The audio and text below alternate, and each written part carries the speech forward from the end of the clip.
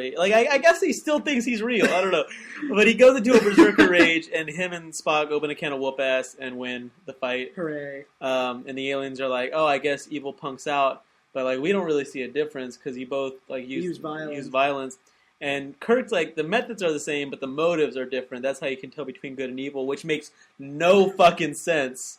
I think also Kirk has a great bit about how they set the terms of the engagement. They made it impossible, really, for good to prevail because they had to fight. Exactly, they had no choice if they wanted to survive. If they wanted to be that which survives, they had to draw the savage curtain. I don't know. Whatever. And let's leave this episode behind in all our yesterdays. But whenever he was bringing that argument, I just kept thinking about like dropping the atomic bomb on Japan, and like that's pretty fucking evil. I mean, regardless of what you're trying to do, like we're trying to end a war, but whatever, liberal, whatever, you bleeding heart. But it's like I don't know, like it's so goddamn evil that we did it the 2 times, and they're like, let's never do that again, and like try to do our fuckest to make sure no one else does it again. Is it? I mean, obviously, it's the age-old question. Is it more evil or age-old since the bomb was more dropped? Evil? Well, is it most evil? That's the name of that show. Is it more evil to? Would it have been more evil to let even more lives be lost on both sides than the strategic strike of the atomic bomb?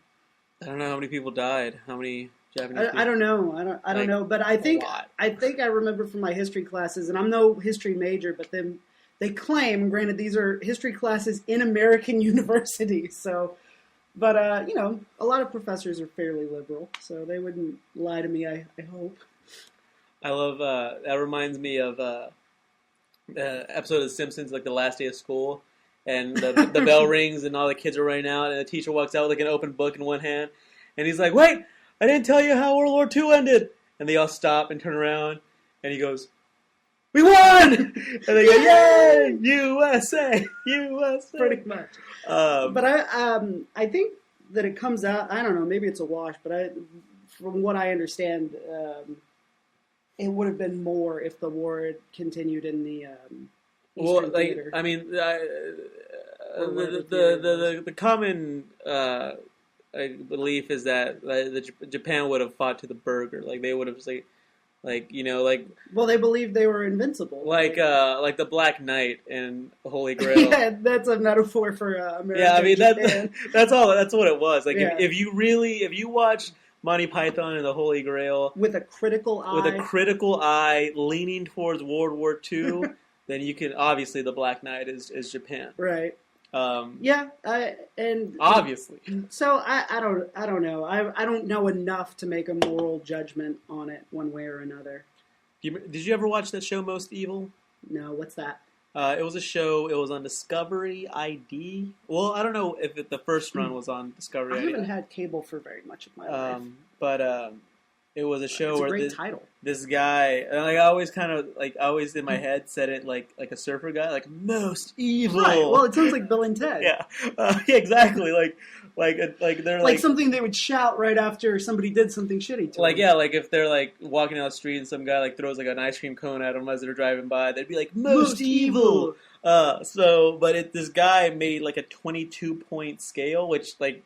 That's a weird number. Like just like he's like blackjack +1. It's even like you just can't fudge make some it numbers 100 or fudge it together, just make it an even 20, like a nice round number. You had to be 22.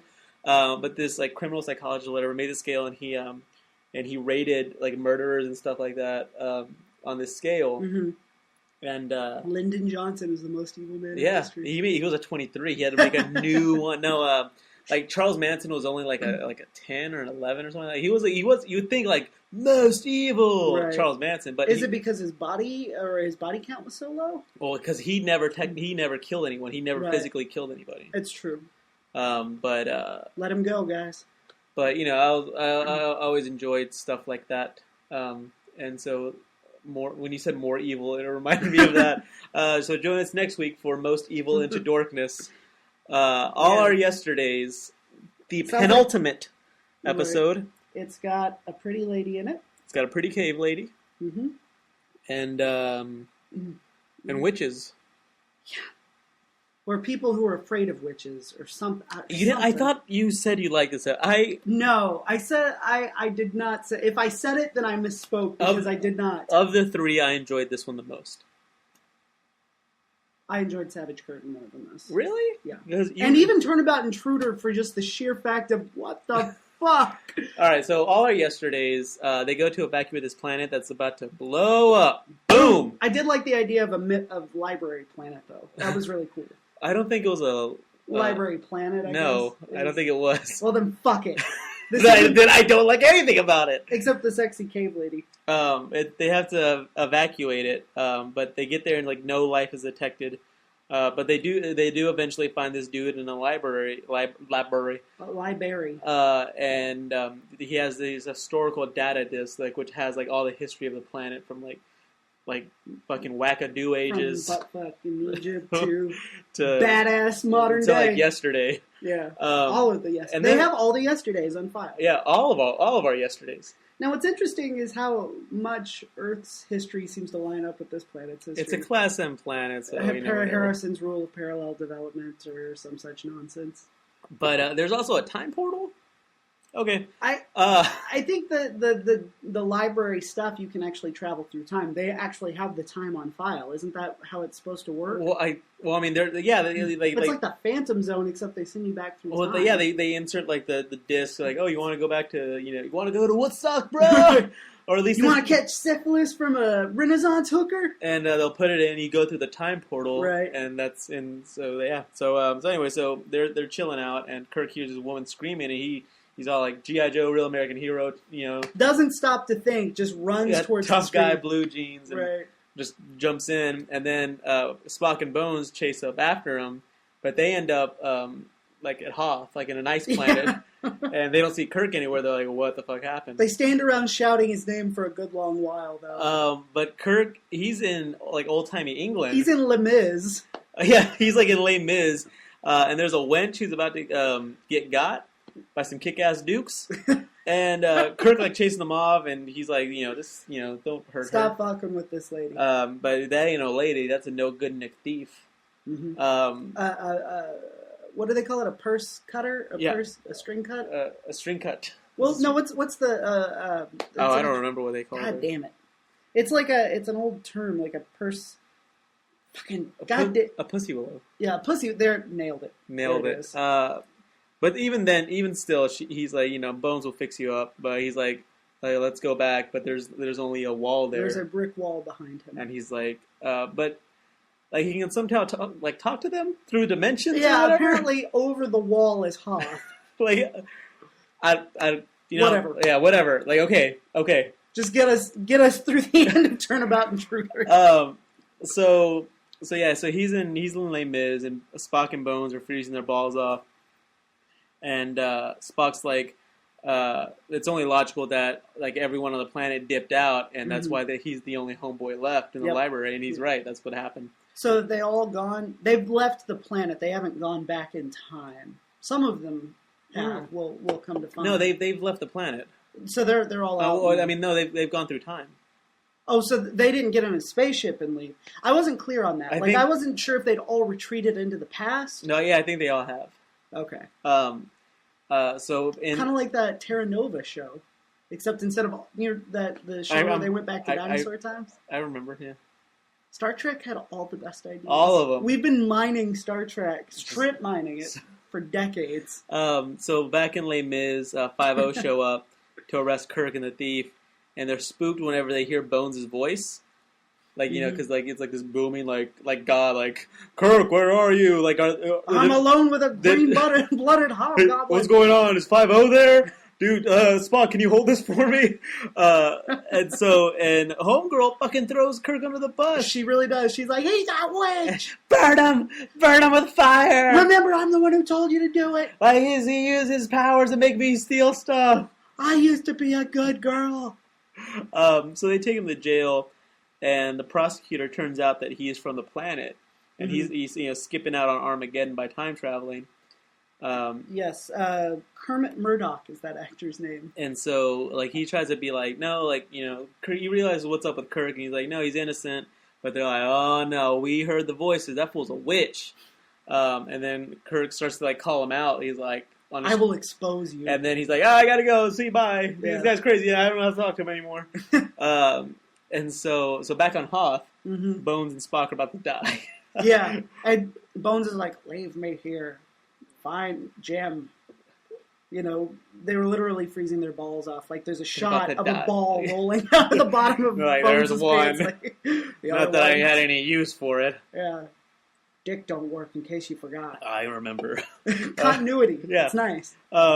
Which they have it on with that, but not with, like, time and stuff like that. They forget things like that, but they remember. They remember that Bones' impotence. But then someone shows up in, like, these heavy pelts. And saves them, and it's they go back to a cave, and she it's a beautiful lady, the most beautiful lady. I mean, seriously, she's got incredible makeup for somebody who's been living in a cave. And you hear Kirk's voice say, "Is that a chick? Dibs, dibs! I call dibs." Yep. So she says that she's exiled because she tried to kill the tyrant of her time or whatever, and she also tells them that. They can't go back or they'll die. Yeah. Like, you're stuck here unless you want to die. Her name is Zarabeth. Zarabeth. Which is a badass sci-fi version of, like, Sarah Beth. Or Mary Beth. Mary Beth, if you're listening. If you ever have a kid, be like Star Trek. Be forward thinking. Exactly. Think about what names you're going to need to have. In the future. And Rob, you do get a vote in this. Don't let her steamroll you, buddy. So back in Les Mis, like Kirk, I'm never gonna get tired of that.